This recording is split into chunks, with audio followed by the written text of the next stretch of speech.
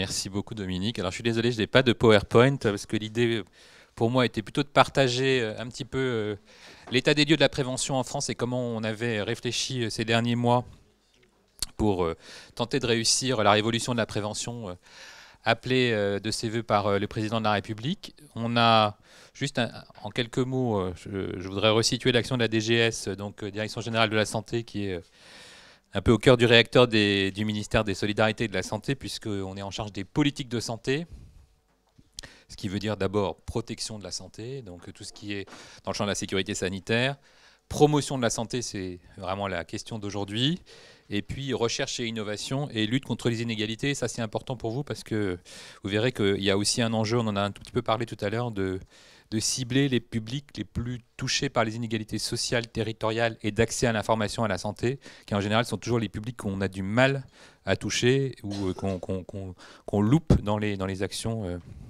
nationales. Par ailleurs, la DGS a la tutelle des agences sanitaires nationales, donc l'Agence de biomédecine, l'Agence nationale de sécurité du médicament, l'ANSES, l'Établissement français du sang, l'Institut du cancer et Santé publique France, et à une interface internationale importante avec la DG Santé de l'Union européenne et l'OMS, l'OMS Euro et l'OMS Genève.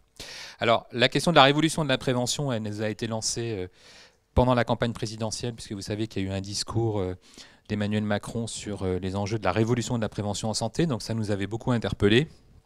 Et effectivement, comme vous l'a sans doute très bien dit Franck Chauvin, la France n'est pas un grand pays de santé publique. Quand on prend les classements internationaux publiés dans des grandes revues, hein, c'est pas du chauvinisme du tout, c'est vraiment de se dire que on est certainement dans les meilleurs pays, l'OMS le confirme en termes curatifs, ça il n'y a pas beaucoup de questions. Par contre, quand on prend des classements dans le champ de la prévention, on a un retard très important, on est en général classé autour de la 55e place mondiale, ce qui nous place au milieu de certains pays du Maghreb, par exemple. Donc vous voyez qu'on est très très en retard sur des grandes questions. Le suicide des jeunes, la lutte contre le VIH, le tabagisme, l'alcoolisme. Donc vous avez évidemment tous en tête ce paradoxe français, d'abord d'une société profondément inégalitaire malgré ce qui est inscrit au fronton de nos établissements publics, avec par ailleurs les fléaux du tabagisme et de l'alcool qui tuent quand même chaque année 75 000 personnes pour le tabac, 50 000 personnes pour l'alcool, et puis évidemment probablement des facteurs cumulés d'alcoolisme et de tabagisme, et donc un paradoxe qui par ailleurs doit être confronté à trois défis qu'on n'a pas forcément non plus en tête. Un défi très important qui est le défi démographique. On ne le vit pas aujourd'hui, puisqu'on a actuellement, en particulier vous à l'hôpital, affaire à une population certes vieillissante, mais avec des classes d'âge extrêmement faibles, qui sont les classes d'âge 38-45, des gens qui approchent des 80 ans. Sauf qu'on n'a pas en tête que la classe d'âge 45-50 qui arrivera en 2025 à 80 ans sont des classes d'âge extrêmement fortes, extrêmement riches en population, et donc qui vont poser évidemment presque un défi de tsunami démographique avec l'explosion des maladies chroniques qu'il faut anticiper. On a les enjeux que vous connaissez mieux que moi d'efficience, de pertinence, de qualité, de réduction des coûts et donc de retour sur investissement, et on a fait le pari tous ensemble de la prévention, notamment dans le cadre de Ma Santé 2022 avec le discours du président de la République il y a quelques semaines, qui était très intéressant parce que son premier axe, c'était la prévention, et qu'il a donné un exemple très frappant, assez original dans le champ de la santé, en disant « le plan vélo, c'est de la prévention en santé ». Je trouvais ça très intéressant parce que ça démontre bien que la santé est totalement en aval pour agir, alors que éduquer un enfant d'âge scolaire sur l'importance du pédibus, du villibus et d'aller à l'école à pied quand c'est possible, c'est très important. On a évidemment le champ de la prévention sur certaines grandes pathologies et donc les enjeux du dépistage précoce, par exemple des cancers, j'y reviendrai. Mais il y a aussi des questions tout à fait étonnantes qui sont par exemple très méconnues du grand public. La relation par exemple entre la prise de sel et la survenue d'hypertension artérielle est très peu connue. On a encore une consommation en France qui se situe autour de 10 à 12 grammes par jour. On devrait être à 6 grammes par jour de sel. Vous voyez qu'il y a toujours des salières sur toutes les tables des cantines ou des restaurants d'entreprise. Or, là, il y a un vrai sujet, puisqu'on a une relation très très forte entre cette ingestion sodée et la survenue d'hypertension, et puis derrière, les maladies cardiovasculaires ou neurocardiovasculaires. Même chose sur le sucre. On a encore un lobby très puissant du sucre qui est absolument partout, même dans des aliments que vous ne soupçonneriez pas d'être sucrés. On a les enjeux, certes, de l'activité physique, mais beaucoup plus globalement de la sédentarité. On a des enfants qui sont maintenant sédentaires et avec un impact, par exemple, des écrans sur la sédentarité des jeunes qui est parfaitement démontré par nos collègues américains. Les jeunes américains ne fument plus, ils ne boivent plus et ils se retrouvent chez eux dans leur chambre, en particulier les adolescents, sur les réseaux sociaux, sur les écrans, avec une explosion de la sédentarité, donc du surpoids, donc de l'obésité et du diabète. Pour vous frapper un peu les esprits, les derniers chiffres qui sont sortis de l'adresse sur les inégalités françaises nous interpellent. Il y a aujourd'hui 13 ans d'écart d'espérance de vie entre un homme défavorisé du Sud et un homme favorisé du nord de la France. 13 ans d'écart d'espérance de vie. Donc là, c'est la fameuse mortalité prématurée évitable masculine qui nous démontre bien qu'on a des enjeux considérables d'inégalité. Même chose sur le taux de prématurité qui varie de 1 à 3. Le suivi gynécologique des personnes handicapées, des femmes handicapées, qui est à peine de 20%, alors que la population générale est à 90%. Enfin, vous voyez qu'on a vraiment des enjeux d'organisation, des défis technologiques, des défis économiques, mais surtout un défi sociétal, on en a parlé tout à l'heure, comment mobiliser les décideurs d'une part, les professionnels de santé et les scientifiques d'autre part, et puis le grand public, parce qu'on n'y arrivera que si le grand public, on a parlé des compétences psychosociales tout à l'heure, je suis absolument persuadé que tout changera avec l'éducation et avec les enfants si on réussit à avoir cette adhésion du terrain, en choisissant évidemment les idées les plus adaptées. Alors comment a-t-on procédé? On a choisi une approche qui est peut-être originale en France mais qui ne l'est pas du tout à l'étranger. C'est l'approche globale, intégrative, One Health, Global Health, comme vous voulez, en tout cas l'approche OMS, de mettre de la santé dans toutes les politiques. C'est vraiment la base de la SNS que vous avez sur vos tables, la stratégie nationale de santé qui a été largement concertée en 2017 et publiée à la fin de l'année, qui porte sur les prochaines années 2018-2022, avec un choix d'interministérialité, d'intersectorialité et d'approche multidisciplinaire, avec évidemment les patients, les associations, les professionnels de santé, mais surtout avec des acteurs qu'on oublie à chaque fois dans ces champs, et alors qu'ils sont absolument fondamentaux, qui sont les acteurs des sciences humaines et sociales. On ne peut pas changer les comportements si on ne s'appuie pas sur des experts des comportements, des croyances, des populations, des spécificités des populations.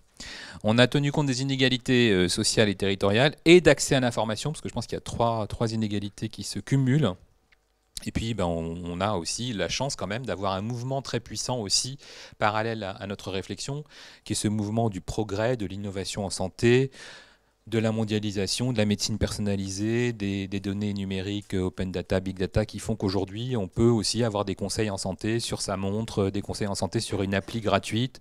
Aujourd'hui, vous prenez votre téléphone et vous savez combien de pas vous avez fait dans la journée. Tout ça, ça compte, et on pourrait aller très vite vers une application de prévention qui vous dirait, en fonction de votre sexe, de votre âge, de votre lieu de vie, que faire en termes de bon comportement, et on n'est pas loin de ce type d'application, en tout cas dans certaines entreprises y pensent fortement. Donc approche intégrée, approche globale, approche populationnelle et chronologique, pour toucher tous les âges et pour toucher tous les milieux de vie, parce qu'on l'a bien dit ce matin, c'est vraiment votre milieu de vie qui influe le plus sur votre santé. Où vous travaillez, les transports, votre logement, c'est vraiment les éléments clés. Et donc, on a décidé de choisir de focaliser d'abord sur les 1000 premiers jours de la vie. Donc, les 1000 premiers jours de la vie, c'est de la conception à 2 ans, parce qu'en fait, tout se joue à cette période-là, et les écarts se creusent dès cette période-là. La santé de la mère pendant la grossesse et vos 2 premières années. Et puis on va jusqu'à la mort, parce qu'on l'a vu, il y a la prévention primaire, secondaire, tertiaire, mais même quaternaire éventuellement, puisqu'on peut encore modifier l'état de santé jusqu'à la fin, et donc faire de la promotion de la santé tout au long de la vie. Donc le plan national de santé publique qui a été présenté en début d'année, il a vite requalifié, parce que PNSP c'est pas très joli, de priorité prévention, et il est sous-titré comment naître, grandir, vivre et vieillir en bonne santé. Donc vous voyez que c'est vraiment un enjeu très très différent. C'est pas de l'organisation des soins, c'est pas de l'amélioration de la médecine libérale ou de la restructuration hospitalière, c'est vraiment une démarche sociétale au sein de la stratégie nationale de santé pour articuler toutes les politiques publiques dans un cadre profondément interministériel. Et donc comment est-ce qu'on a construit ça? En demandant à toutes les directions d'administration centrale, à la Caisse nationale d'assurance maladie, aux agences nationales, aux ARS, au Haut Conseil de santé publique, à la Conférence nationale de santé et aux représentants des professions de santé, de nous fournir des idées d'actions ayant le plus d'impact possible, innovantes, destinées d'emblée à la population. On ne joue pas sur les acteurs intermédiaires, sur l'hôpital, sur les professions, mais on a vraiment une action populationnelle avec l'objectif principal de lutter contre les inégalités, des études de faisabilité ayant déjà été faites, et donc avec un enjeu majeur d'évaluation et d'évolutivité de ces mesures, en sachant évidemment qu'on a décidé dès le premier plan national de santé publique 2018 de prioriser les enfants, à la fois la santé de la mère et du tout jeune enfant, mais surtout cette fameuse période des 0-6 ans qu'on a co-construit avec l'éducation nationale. Et là, je dois dire qu'on a un ministre de l'éducation nationale qui a ouvert l'école, ce qui n'était pas du tout évident jusqu'à maintenant. C'est un milieu très fermé. Il y a des endroits où tous les intervenants entrent à l'école, comme en Allemagne. En France, vous ne faites pas entrer des associations, des patients, comme ça dans un établissement scolaire. Et c'est vraiment une volonté très forte de Jean-Michel Blanquer que d'ouvrir l'école à des intervenants en santé. Et donc le levier qu'on a obtenu du président de la République, et ça je pense que c'est quelque chose dont on n'imagine pas du tout l'impact encore aujourd'hui, c'est la création de ce service sanitaire. Service sanitaire, donc 47 000 étudiants en profession de santé qui dès maintenant sortent de l'école, de la fac, pour aller intervenir vers des populations défavorisées, vers des jeunes, vers des établissements scolaires, pour faire en priorité de la prévention, parler de santé dans un cadre très particulier qui est l'éducation par les pairs, parce que vous imaginez bien, vous intervenez en 6e ou en 5e avec des enfants qui ont 11-12 ans, et l'étudiante sage-femme ou l'étudiante infirmière, elle a 18 ou 19 ans. Donc on a vraiment cette proximité qui fait qu'il y a des échanges de 0,6, qu'il y a une confiance que vous avez beaucoup plus de mal à avoir avec un professeur ou avec une profession de santé. Et donc c'est très valorisant pour les étudiants, puisqu'ils ont une action de projection qu'ils n'ont jamais eue jusqu'à maintenant. Ensuite, ils voient que la promotion de la santé est prioritaire par rapport aux soins techniques, ou à la capacité de poser une perfusion ou de faire un acte chirurgical. Donc ça va complètement changer leur mentalité. Et puis pour les élèves, c'est un dispositif pérenne. C'est-à-dire que ces fameuses 60 demi-journées, ce qui est quand même énorme par étudiant, qui vont revenir tous les ans, ça veut dire que à partir de cette année, les élèves de CP vont avoir une élève infirmière toute l'année, et puis l'année prochaine, ça sera un élève kiné ou un étudiant en médecine. Et donc, les questions de santé vont devenir redondantes et vont devenir récurrentes tout au long de votre parcours éducatif. Et donc, il y aura un impact, certes, sur cette génération, mais on sait très bien que c'est aussi la génération qui est la plus frappée, la plus convaincue sur les actions de santé. Rappelez-vous qu'avant l'adolescence, les messages santé passent. C'est certainement pas à l'adolescence qui passe, puisqu'on remet en question tous ces repères. Mais par contre, c'est toujours l'âge où on vous dit de mettre votre ceinture, d'arrêter de fumer, avec une action vis-à-vis de l'entourage des enfants qui est très forte, puisque les enfants sont dans une période de messages parfaitement compris sur la sécurité routière, sur le tabac, sur l'alcool. Et donc on va vraiment cibler sur ces jeunes, en sachant qu'en plus l'éducation nationale a accepté de créer, sur le modèle de l'Australie et de l'Afrique du Sud, des ambassadeurs en santé. Ça, c'est aussi une mesure très forte, c'est-à-dire qu'à l'école, il y aura un délégué de classe ou un délégué d'école qui sera dédié à la santé. Et qui sera volontaire, évidemment. C'est une campagne qu'ils vont mener en interne à l'école. J'ai envie d'être le délégué santé. Et ce délégué santé, non seulement il va acquérir des connaissances évidemment plus poussées que ses camarades, mais surtout il va devenir le guichet unique des questions. Et donc, à l'adolescence, est-ce que tu sais où on trouve une consultation jeune consommateur, un centre de PMI, la planification familiale, où est-ce que je peux m'adresser pour trouver la pilule, etc. Donc ça va être une relation de confiance très très forte. Et dans les endroits où ces ambassadeurs ont été créés, c'est vraiment un succès très important. Donc le choix du service sanitaire, le choix de cibler d'abord les jeunes avec un partenariat très fort avec l'éducation nationale et ce fameux parcours 0-6 ans.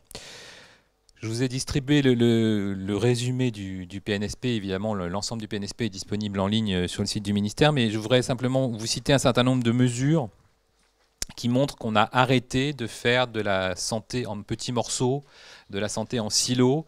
Vous savez que c'était la tendance très forte ces dernières années. On faisait le plan sur la maladie A, le plan sur la maladie B, le plan sur la maladie C. Celui qui avait la maladie D disait pourquoi j'ai pas mon plan. Donc ça, malheureusement, c'est fini pour ces plans. Il faut vraiment qu'on ait une approche totalement intégrative, chronologique, populationnelle. Et donc on démarre très tôt, puisqu'on démarre même avant la grossesse avec la supplémentation en vitamine B9. On accompagne la grossesse et puis on suit d'âge en âge. Évidemment, c'est un calendrier qui va se poursuivre, avec toutes les mesures sur l'école, la santé mentale qui est un sujet majeur global, santé mentale et addiction, la santé sexuelle qui recouvre évidemment les enjeux de contraception, mais aussi de lutte contre les IST, les hépatites virales, le VIH au sens large, la prévention du tabagisme, l'éducation au premier secours. Alors on a obtenu cette formation, c'est 100% à l'école, 80% de la population générale. Évidemment, les professions de santé sont concernées en premier lieu. Et on a obtenu aussi la formation en premier secours en santé mentale, qui est un sujet très important puisqu'on sait qu'on peut prévenir le suicide par quelques questions quand quelqu'un a un comportement un tout petit peu différent du jour au lendemain. Et on sait que quelques questions très, très ciblées, en tout cas les psychologues et les psychiatres ont parfaitement démontré que quand on est éduqué au premier secours en santé mentale, on peut éviter des suicides. Or, les suicides des jeunes restent un problème majeur en France. Donc, les mesures aussi sur le sevrage tabagique avec les substituts nicotiniques, comme vous le savez, qui sont pris en charge par la sécurité sociale. La volonté de la ministre d'éradiquer l'hépatite C, puisqu'aujourd'hui, avec les TROD et avec les antiviraux d'action directe en médecine de ville, on peut viser l'éradication de l'hépatite C en France en 2025. Et puis le dépistage des cancers, on en a parlé tout à l'heure, dépistage du cancer du sein, dépistage du cancer colorectal, et puis avec un nouveau cancer très intéressant, puisque la démarche a été originale, le cancer du col de la femme, qui pourrait bénéficier d'une très forte prévention par la vaccination HPV. On a décidé avec la CNAM de prendre une approche originale, c'est-à-dire de cibler les femmes qui ne font pas le dépistage. Et je pense que ça, c'est très nouveau en France, puisqu'avant, on envoyait des dépistages à toutes les femmes et on avait la double peine, entre guillemets, c'est-à-dire le double bénéfice chez les femmes qui sont parfaitement suivies, qui ont un gynéco, qui allaient faire leur mammographie, qui globalement faisaient presque trop de mammographie par rapport à la recommandation, et des femmes qui n'étaient pas suivies ni par un généraliste, ni par un gynéco, ni qui n'avaient jamais eu de mammographie, et qui ne comprenaient pas pourquoi on les convoquait à un examen de dépistage. Donc on avait cette erreur de cible très française, hein, qui est de toucher à tort une population qui n'est pas concernée et de rater la population ciblée. Et là, on a fait le choix, on verra comment ça fonctionne, puisque ça se met en place dans ces prochaines semaines, de cibler les femmes qui n'ont pas eu de dépistage du cancer du col. C'est-à-dire qu'ils n'ont pas eu de frottis dans les 3 années précédant l'envoi. Et donc, les femmes qui sont parfaitement suivies ne sont pas concernées. Les femmes qui n'ont pas, selon la CNAM, bénéficié du test vont en bénéficier. La vaccination, j'en reparlerai évidemment.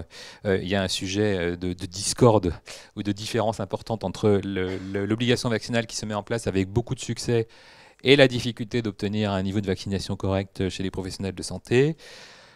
Beaucoup d'actions sur votre environnement, sur l'environnement nutritionnel, sur l'activité physique. Donc vous avez probablement vu arriver dans les boutiques le Nutri-Score, qui nous est beaucoup envié maintenant par les Belges, les Espagnols, les Portugais, l'Union européenne, l'OMS, qui s'intéresse à ce Nutri-Score qui est extrêmement simple, puisqu'il est un code couleur et un code lettres, donc quand même assez facile à comprendre, repris maintenant par les applications qui vous permettent de scanner dans les boutiques le contenu nutritionnel de ce que vous achetez. On a décidé là encore d'aller vers une politique non coercitive mais incitative de réduction du sel, de réduction du sucre, de réduction des perturbateurs endocriniens dans l'alimentation. Et puis on soutient une stratégie sport et santé, en sachant que dans l'activité physique, il y a 3 champs très différents et c'est important de vous les rappeler. Il y a l'activité physique adaptée qui vise des personnes ayant une condition physique altérée, un obèse, une personne qui sort d'une chirurgie, une personne âgée, une personne qui a des conditions physiques dégradées, qui doit faire l'objet d'une adaptation de l'activité à son état clinique. L'activité physique, c'est tous les jours, c'est nous. Donc ça veut dire rupture de sédentarité dans toutes les réunions, jamais de réunion de plus de 2 heures, bouger en permanence, prendre les escaliers plutôt les ascenseurs, faire vos 10 000 pas. Donc avoir des repères sur l'activité physique. Et puis 3e volet, le sport. Mais ça, c'est encore autre chose. Si vous avez envie de faire du sport, vous vous inscrivez à un club, vous faites du sport compétitif ou pas, ou de loisirs, mais en tout cas, vous avez une activité très encadrée. Donc vous voyez qu'on a beaucoup de sujets de ce type. Évidemment, ça c'est la politique nationale qui est relayée par les ARS et qui a besoin absolument du relais de terrain. Donc on a fait très attention à être en proximité et reprendre des idées de patients, d'associations ou d'acteurs de santé. On a un changement assez fort aussi que vous avez probablement senti, qui est qu'on arrête les interdits qui ne fonctionnent pas tant que ça. Hein. On disait il ne faut pas ci, il faut pas... Bon. Tout ce qui était négatif passait très mal. On a changé de discours, on est plutôt sur des bons comportements, comment adopter des comportements favorables à la santé, en essayant là encore de faire appel à votre créativité avec un franc succès du nombre de dossiers déposés sous l'article 51. On met en place quand même aussi pour les jeunes, du fait du retard français, une extension du dépistage néonatal, des enjeux très importants sur le renforcement de l'accès des jeunes aux consultations jeunes consommateurs, des actions immédiates après une tentative de suicide, des actions immédiates après un coma éthylique, un passage aux urgences, enfin pour avoir une action correctrice très rapide. Donc ça, c'est très important de le rappeler. Et puis, on va essayer de modifier l'accès aux professionnels de santé, l'accès aux gestes. Alors, ça déplaît souvent au corporatisme que vous connaissez bien. Donc, quand on fait des TROD ou des autotests, certains laboratoires vous disent « mais non, il ne faut pas laisser les TROD en magasin ou les TROD chez les patients ». Mais on pousse, on dit que voilà, plus on aura accès. Je vous donne un exemple très concret. Vous avez une angine cet hiver. C'est pas la peine d'aller chez le médecin. Il faut que vous puissiez faire votre test angine et dire bah, il est positif, j'ai besoin d'un antibiotique, il est négatif, j'ai pas besoin d'antibiotique. Ça a l'air vraiment évident, mais ça ne l'est pas tant que ça en France. Donc voilà, on peut vraiment modifier les comportements, réduire l'exposition antibiotique, éviter des consultations inutiles avec des tests rapides, même chose sur les autotests VIH ou hépatite qui vont se développer très rapidement. Donc il y a aussi la possibilité de surfer sur ces innovations pour modifier les comportements.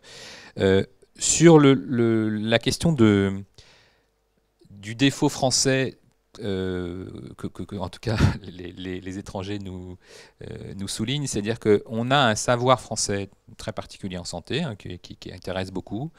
On a un savoir-faire, avec parfois des vrais succès, et j'y reviendrai, mais on n'a pas le faire savoir. C'est assez frappant de constater que ma première sortie à l'OMS, j'ai été interrogé sur la stratégie nationale de santé, sur le plan national de santé publique, et je me suis rendu compte qu'on n'avait jamais envoyé ce plan à quiconque en dehors de France, donc ni à nos ambassadeurs, ni à nos conseillers d'affaires sociales, ni à l'OMS, et que personne n'avait songé à traduire ce document en anglais. Voilà. Alors que, évidemment, toute modification de la politique de santé en France intéresse de base nos voisins européens, mais même la communauté francophone qui a les mêmes questions de comportement, le Québec qui est en avance mais qui s'intéresse aussi à ce qu'on fait dans le champ de la prévention. Donc vous voyez que c'était vraiment quelque chose d'important que de savoir faire ce qu'on fait, et notamment dans la réduction des risques, hein, je vous rappelle, c'est quand même un des rares succès de santé publique anciens sur la toxicomanie intraveineuse et le risque de transmission du VIH. C'était un succès français que de mettre en place cette politique de réduction des risques. Donc aujourd'hui, c'est sur le rôle clé des établissements de santé, des professionnels de santé, des territoires.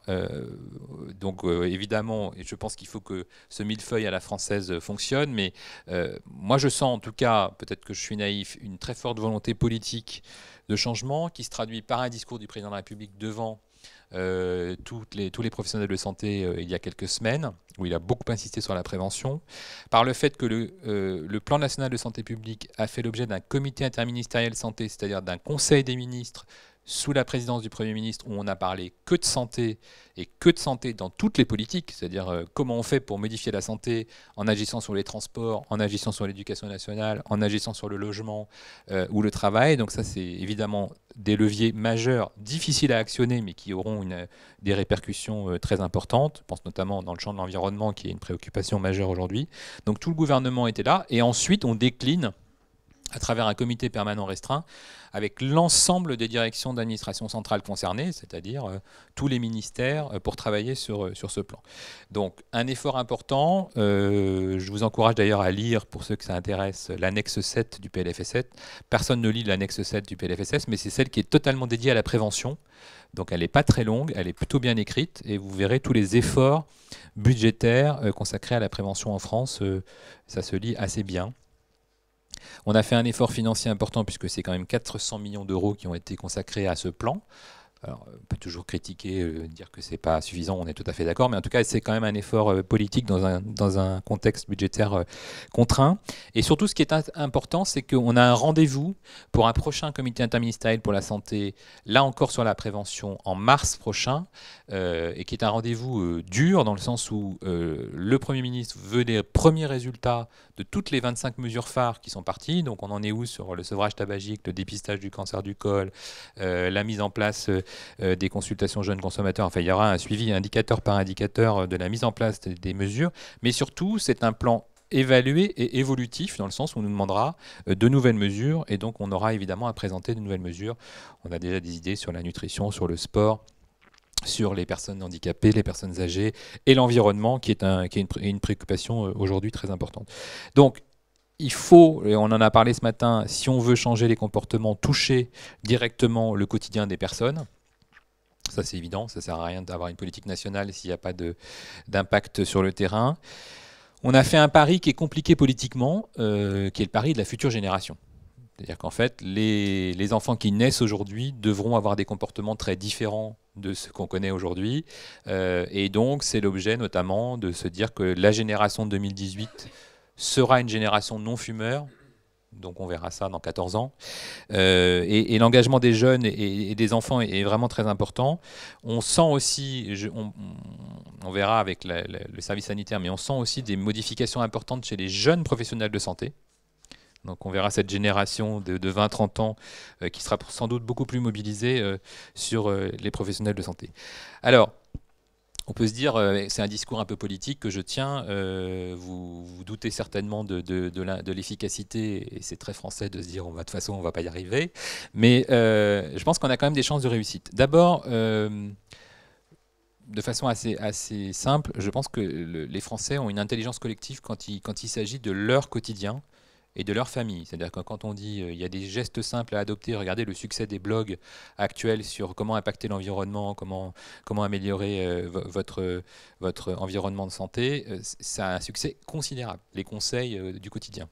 On a choisi l'émulation positive plutôt que l'aspect moral. Donc ça, je pense que c'est un choix intéressant. Et puis, si on prend un tout petit peu de recul temporel, il y a quand même des changements rapides et très profonds de comportement. Je prends un exemple frappant. Je ne sais pas si vous avez pu voir la magnifique exposition sur Simone Veil en tant que ministre de la Santé. Elle arrive comme ministre de la Santé en 74. 74, c'est il y a 40 ans, certes. Elle fumait. Elle donnait des interviews en fumant. Et elle a reçu une délégation de cancérologues qui lui ont dit, Madame la Ministre, on commence à avoir les premiers résultats scientifiques avérés sur l'impact de la cigarette sur le cancer du poumon. L'industrie du tabac avait tout fait pour les étouffer, mais voilà, on avait quand même les premiers résultats très probants de Framingham et des études épidémiaux. Et donc, d'un seul coup, elle s'est dit, je suis ministre de la Santé, il faut que j'arrête de fumer. Donc elle l'a fait. Première étape personnelle. Mais ensuite, elle a été en Conseil des ministres.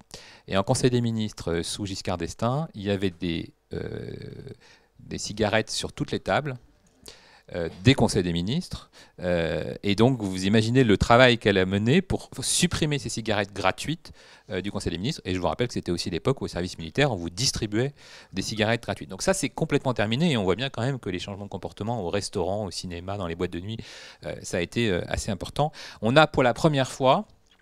On s'est beaucoup posé la question de savoir pourquoi les Français continuent à fumer. Je crois qu'on a pour la première fois la panoplie complète aujourd'hui en France, qui fait que le tabac est vraiment débanalisé. Ça a été long. Il y a vraiment maintenant, toutes les mesures sont en place, en tout cas d'après l'OMS, la France a mis en place toutes les mesures permettant ce décrochage du tabac. Ça commence à décrocher, heureusement, et on ira, j'espère, de plus en plus vite. Et tout est lié. Je pense qu'il y a le paquet neutre, il y a les campagnes, il y a tout ce qui se dit autour du tabac, il y a l'augmentation du prix, il y a la mobilisation sociétale, il y a le fait qu'aujourd'hui, voilà, on n'aime plus voir des gens fumer dans un espace clos. Enfin, il y a eu une prise de vraiment de conscience très importante, et on commence à voir cette réduction.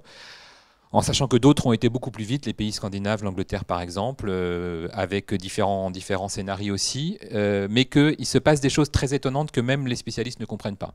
J'étais avec mon homologue américaine, elle me dit en 5 ans, il y a 70% de réduction du tabagisme chez les jeunes aux États-Unis. Ils n'avaient jamais anticipé une telle modification. quand on regarde de près, c'est aussi l'explosion du cannabis. Voilà, donc il faut être capable de prendre un tout petit peu de recul sur ce qui se passe, mais c'est des changements qui peuvent être très brutaux dans les comportements des jeunes. Donc on est sur cet aspect-là. Regardez aussi le rapport à l'alcool, dont on dit que ça reste un problème français. Vous allez au restaurant, vous ne prenez pas de vin. Ça se passe quand même beaucoup mieux qu'il y a quelques années. Avant, vous aviez une remarque très désagréable sur le fait que vous ne preniez pas de vin. Donc je pense que les choses sont en train de changer. Et il y a un autre aspect très positif de la prévention en France, c'est la sécurité routière. C'est un vrai succès français, la sécurité routière, l'effondrement de la mortalité. Alors on peut toujours faire mieux, mais globalement, on a une réduction de mortalité qui est considérable depuis quelques années. Et puis on voit aujourd'hui, alors les publications commencent à sortir, l'impact de la vaccination obligatoire des nourrissons sur le reste de la vaccination des enfants. Ça, on ne l'attendait pas. On se disait, bon, comme c'est obligatoire, la vaccination, la couverture vaccinale va augmenter chez les nourrissons concernés, mais même chez les nourrissons qui ne sont pas concernés, chez les autres enfants, ça a un impact positif. Et ça, c'est une très bonne chose. Alors après, les professionnels de santé, on en parlait à la pause, ils ne sont pas forcément exemplaires, on en est bien conscient. Mais il se passe des choses. Regardez aussi l'usage des masques, l'usage des solutions hydroalcooliques à l'hôpital qui s'est très vite répandu. Et c'est d'autant plus vite répandu que les patients ont été associés à cette démarche et que les patients demandent aux infirmières si elles ont bien utilisé les solutions hydroalcooliques. Donc beaucoup de pédagogie, beaucoup d'éducation par les pairs. Un rôle d'exemplarité, alors on dit toujours que c'est compliqué de vacciner les infirmières à l'hôpital. Moi j'ai deux exemples en tête. Tous les cadres de santé avec la directrice qui se vaccine dans un amphi et toutes les infirmières qui y vont dans la suite.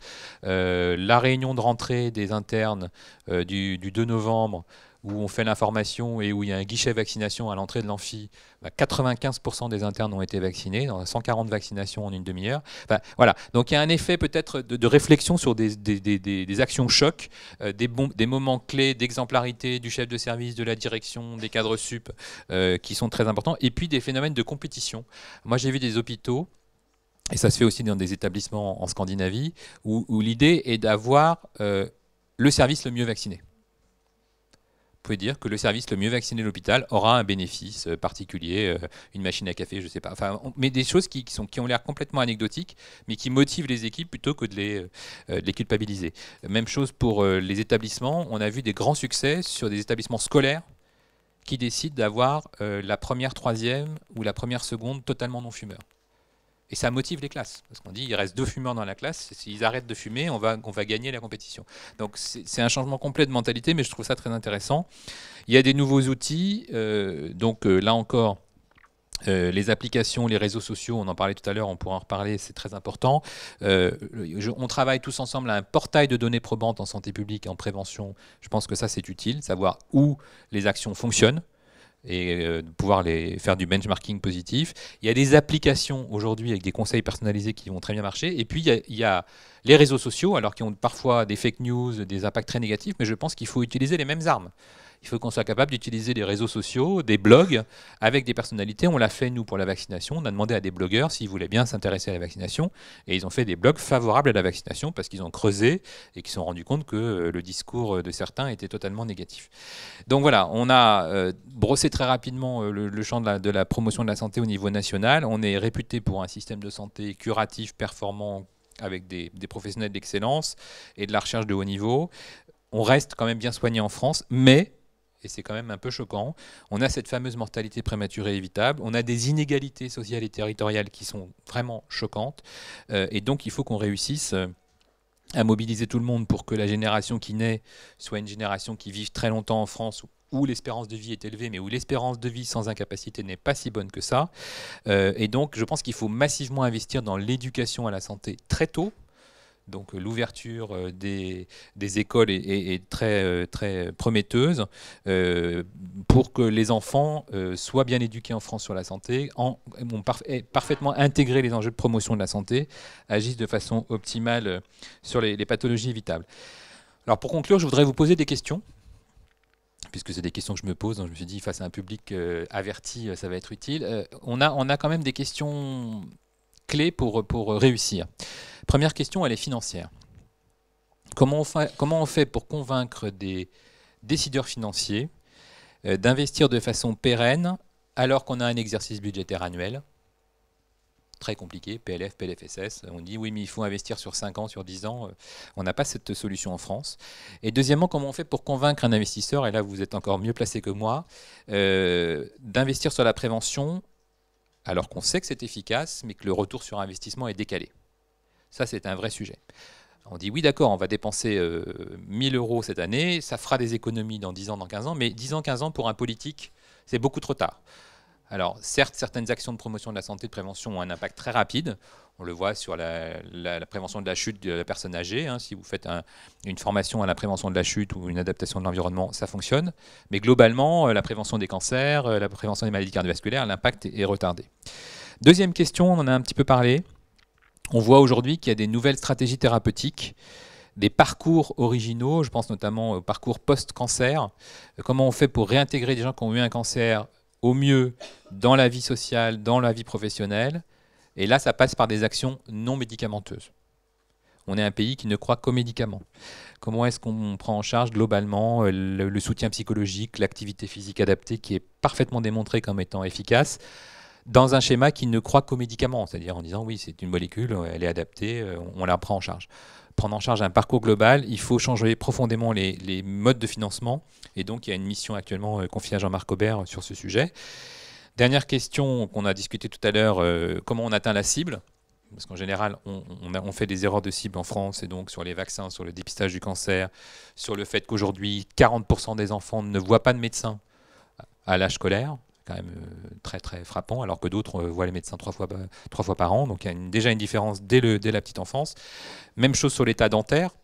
50% des enfants en France n'ont pas de contrôle dentaire entre 5 ans et 15 ans. Donc comment on fait et comment on vise cette bonne hygiène dentaire? Et enfin, c'est la question que vous vous êtes posée. Comment est-ce qu'on atteint la mobilisation communautaire et des établissements de santé, l'ouverture de l'hôpital qui par définition n'est pas ouvert sur les acteurs communautaires, avec l'hôpital sans tabac. Alors je vais terminer par 2 exemples, la ville OMS et l'hôpital sans tabac. La ville OMS, il y en a à peu près 75 en France qui sont donc sur des contrats de santé globaux et d'approche globale de la santé. Et l'hôpital sans tabac, moi ça me frappe toujours, certes on ne fume plus dans l'hôpital, mais on fume devant l'hôpital. C'est-à-dire que vous arrivez et vous avez 50 soignants qui fument quand vous venez en consultation. Donc voilà, il y a des exemples. Je sais que le HESP a été le premier campus sans tabac, donc il va falloir trouver la même chose pour le premier hôpital totalement sans tabac. Merci beaucoup. Merci.